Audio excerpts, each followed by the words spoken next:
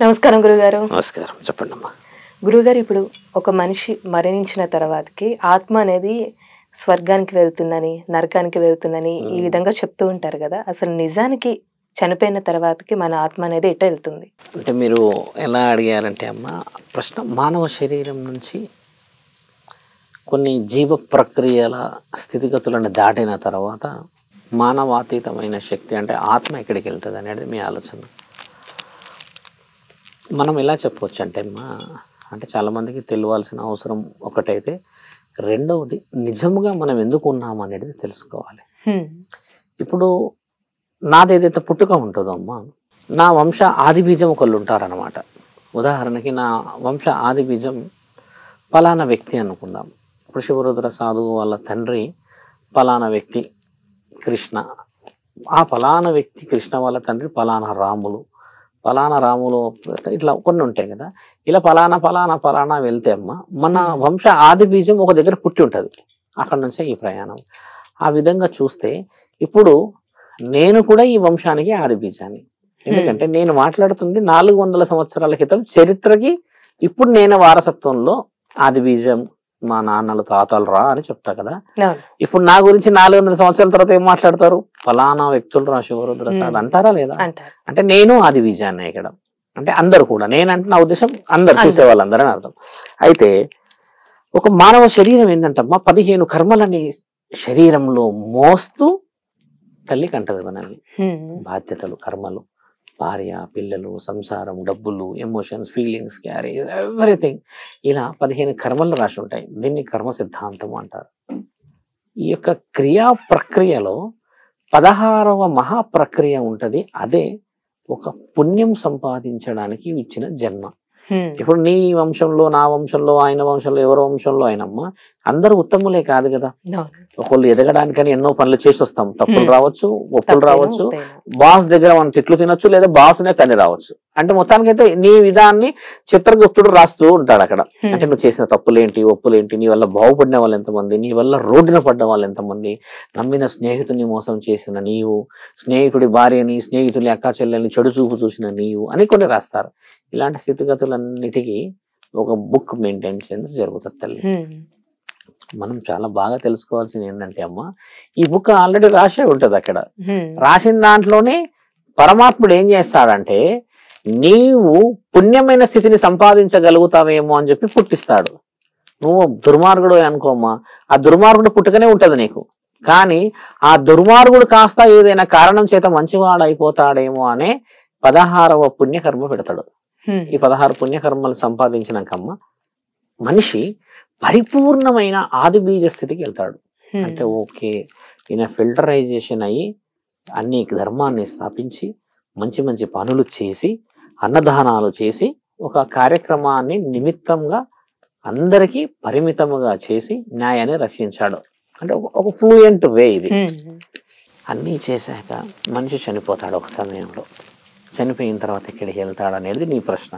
నేను అడిగింది ఏంటంటే అమ్మా, మానవ శరీరం ఎలా ఉంటుందంటే చనిపోయిన తర్వాత మొదట 3 రోజులు మాత్రం ఇంటి గడపలోనే ఉంటుంది.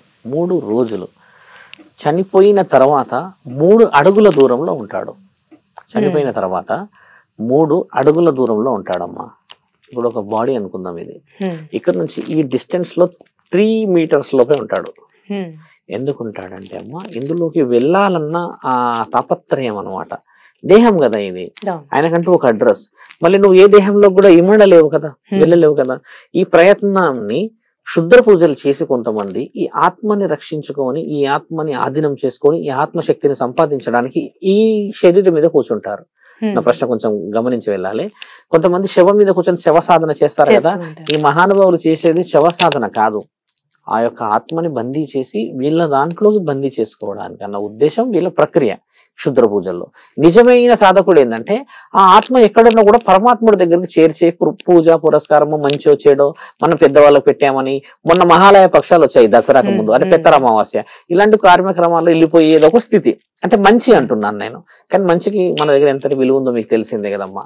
ఒక ఆత్మ శరీరం నుంచి వెళ్ళిపోయిన స్థితిని అడిగితే ఇంటి ఇలవెలుపు దగ్గర ఉంటది.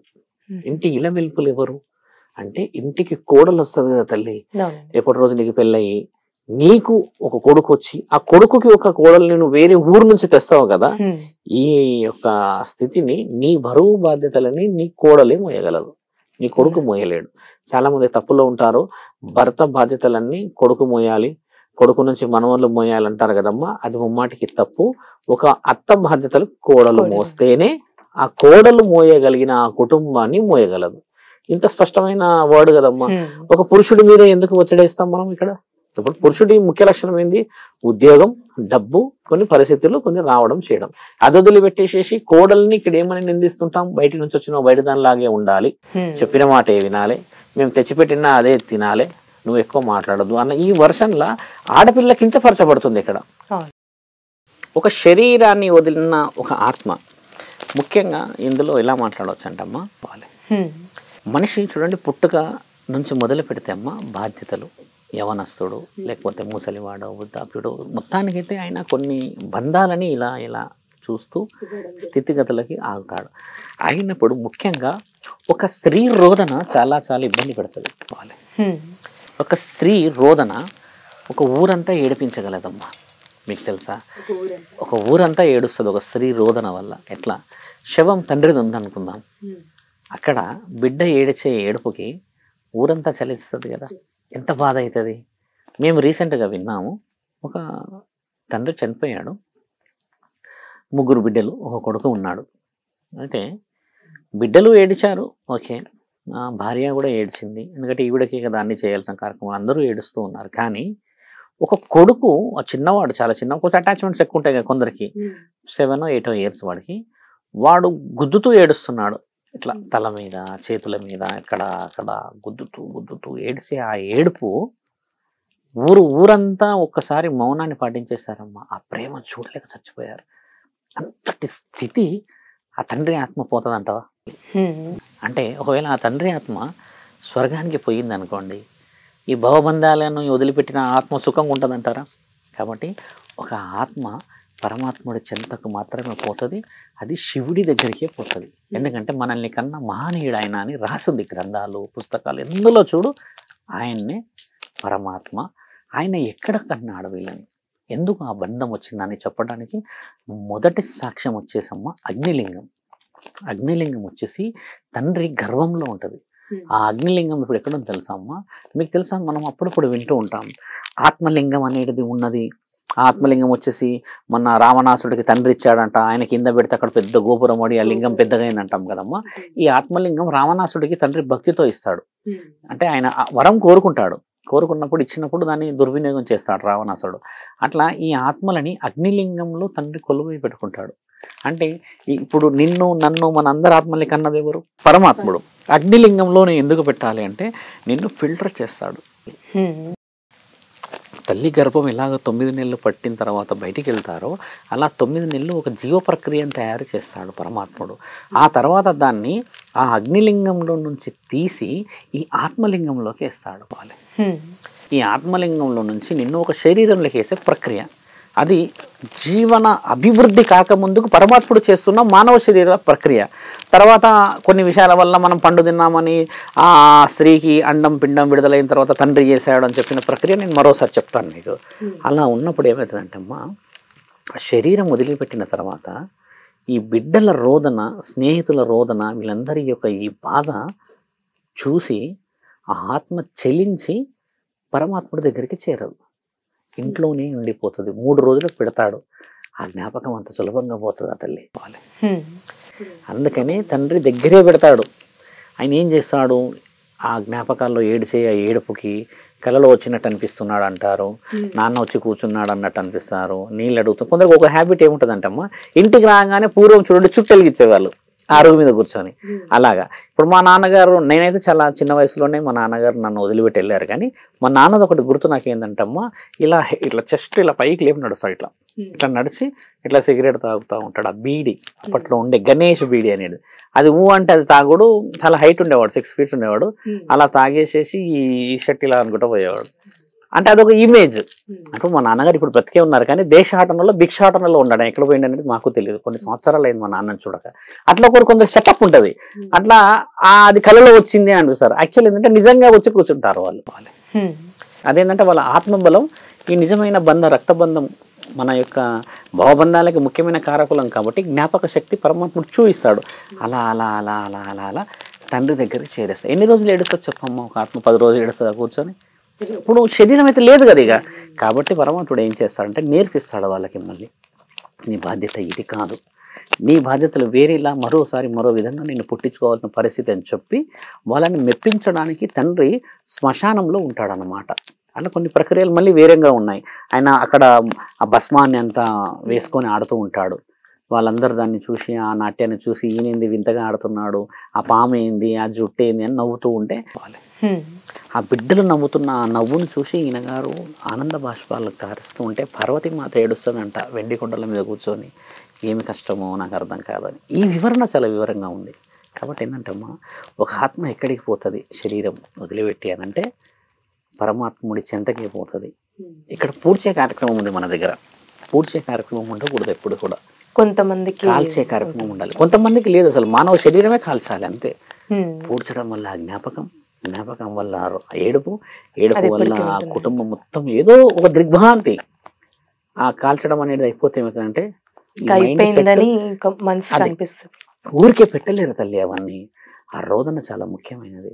కొంతమంది అంటారు శ్మశానంలో ఇట్లున్నారు అట్లున్నారు, మా నాన్నని బంగారంతో కట్టాలి, వెండితో కట్టాలి, పాల రాయితో కట్టాలి అంటారు. మనిషే లేనప్పుడు ఏ రాయితో ఏం కట్టగలవు నీవు? మనసులో కట్టాలి కదా అసలైన గుడి అని మనం చెప్పేది. ఈ 11వ రోజు 12వ రోజు కార్యక్రమాలు అవుతాయి కదమ్మా, అప్పుడు వచ్చి ఈ దేవాది దేవతలందరూ తీసుకొని వెళ్ళిపోతారు వాళ్ళని. అందరి దేవాది దేవతలు తీసుకెళ్లరు. మళ్ళీ యమ భటులు, యమ దూతలు వచ్చి తీసుకెళ్తారు. యమ దూతలు వస్తేనేమో నీకు మరో జన్మ కొన్ని వివరణల కోసం ఇస్తారు అని, యమ భటులు వస్తేనేమో కొన్ని ధర్మ పరీక్షల కోసం యమధర్మరాజు ముందు నీకు శిక్షలు అమలు చేయడానికని రాసున్నాయి. ఇది గరుడ పురాణంలో రాసింది వివరంగా, శివ పురాణంలో కూడా రాసింది. ఇలవెలుపులు ఏం చేస్తారు అని అంటే ఆ ఇంటి బాధ్యత అంతా ఇలవెలుపుదే కదా. ఏ తప్పు చేసినా ఆది బీజం అని అన్నాను కదమ్మా, అక్కడి నుంచి నువ్వేమేమి చేసావో చూడగలగా ఒకే ఒక శక్తి నీ ఇలవెలుపు. కులదైవం ఎవరు అని అంటే అమ్మా, ఇప్పుడు నా కడుపున 2 కొడుకులు ఉన్నారు కదా. ఒక కొడుకు అమెరికాలో సెట్ అయితే ఇంకో కొడుకు తెలంగాణలో సెట్ అయ్యండి అనుకోండి. అమెరికాలో ఉన్న కొడుకుకి ప్లస్ ఇక్కడ ఉన్న కొడుకుకి ఇద్దరికి నరసింహస్వామి ఉంటాడు కులదైవం. చాలా మందికి తెలియదు. కాబట్టి కులదైవం ఇలవెలుపుల మధ్యలోనే ఆత్మ కొట్టుమిట్టాడి పరమశివుడి దగ్గరికి ఎలా వెళ్తారు తెలుసా అమ్మ? చాలా మందికి తెలవాల్సిన అవసరం. ప్రతిరోజు ఉదయం 3 నుంచి ఈ 6 గంటల సమయం, 6 కూడా కాదు 4:30, 5 సమయంలో ఈ దేవాది దేవతలు వెళ్ళి మన కుటుంబంలో ఒక సంవత్సరం మొత్తం చనిపోతారు కదమ్మా. ఒక తిథి, ఒక నక్షత్రం ఉంటది వీళ్ళకి. ఒక కుటుంబానికి ఒక తిథి ఉంటదమ్మా సంవత్సరంలో. మా కులదైవాన్ని చేసుకున్నాము, ఇలవేలుపులకు చేసుకుంటాము అని అంటారు కదా. ఆ సమయానికి వీళ్ళు ఏం చేస్తారంటే వారి యొక్క అన్ని ఆత్మలన్నీ కలయికతో తీసుకొని వెళ్ళి పరమశివుడి యొక్క చేతిలో వేస్తారమ్మా. పరమశివుడు వాళ్ళని ఏ విధంగా స్వీకరించి తీసుకోపోవాలి అనేదే ధర్మ పరిరక్షణ. మీకు నాకు తెలిసింది ఏంటంటే రాగానే యముడు తీసుకెళ్తాడంటే ఇంకా వాడిని చిత్తపాటు చేస్తున్నాడంట అని చెప్తారు. అది ముమ్మాటికి అబద్ధం. యముడు రావాలన్నా శివుడు అనుమతి రావాలి. అన్ని తీసినాక నీకు శిక్షలు వేయడానికి వీళ్ళే తీసుకెళ్తారు. ఓకే నువ్వు ఈ స్కూల్కి వెళ్ళు, ఓకే నువ్వు ఈ దారిలో మిలిటరీలోకి వెళ్ళని వాళ్ళు నిర్ణయిస్తారు. నువ్వు చేసిన తప్పులు బట్టి. ఆత్మ ఇప్పుడు ఎక్కడికి వెళ్తారు నీకు తెలిసి నేను చెప్పిన ప్రకారంగా చూస్తే అమ్మ, ఇంటి ఇలవెలుపుల దగ్గరికి వెళ్ళి కులదైవాన్ని దగ్గర నుంచి వెళ్ళి అప్పుడు పరమశివుడి దగ్గరికి వెళ్ళిన తర్వాత ఆయన నీకు ఏ శిక్షలను వేయాలనేది యమధర్మరాజుకి ఇచ్చే అనుమతి. నీ ఆత్మను తీసుకోవడానికి మొదట వచ్చే శక్తి యమధర్మరాజు యొక్క పాశం. ఎందుకంటే ఆయన పెట్టింది కూడా పేరు విన్నారుగా, యమధర్మరాజు పేరు ధర్మరాజు అని ఉంది అక్కడ. యమ ధర్మరాజు, ధర్మంగానే పని చేయాలి ఆయన. యముడు కదా అని చెప్పి ఎవరి పడతాలో తీసుకుపోవడానికి రాదు. ఆయన పేరులోనే ధర్మం ఉంది. కాబట్టి మానవ శరీరం పోయేది దైవాధీనంలోకి, మట్టిలోకో దయ్యాలలోకానికో నాగలోకానికో నక్కలలోకానికో పోదు, దైవాధీనంలోకి పోతుంది. మళ్ళీ పుట్టాలి. పుట్టిన తర్వాత నీకు ప్రాయశ్చిత్తం జీవితం. కొంతమంది అడుక్కుంటూ పుడతారు, కొందరు అమ్మాని కడుపులో పుడతారు. నువ్వు ఎలా పుట్టినా కూడా మళ్ళీ పోవాల్సిందే కదమ్మా ఈ దారి. కాబట్టి మీరు అడిగిన సుదీర్ఘమైన ప్రశ్న జవాబు అదమ్మా. చాలా చక్కగా తెలియదు గారు. నమః శివాయ.